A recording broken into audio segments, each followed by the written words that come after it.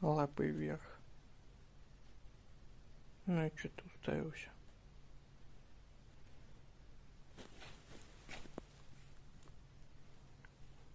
Чё ты на что-то залип? Понятно. Ну чё, как удобно? Не думаю, это не очень хорошая подушка.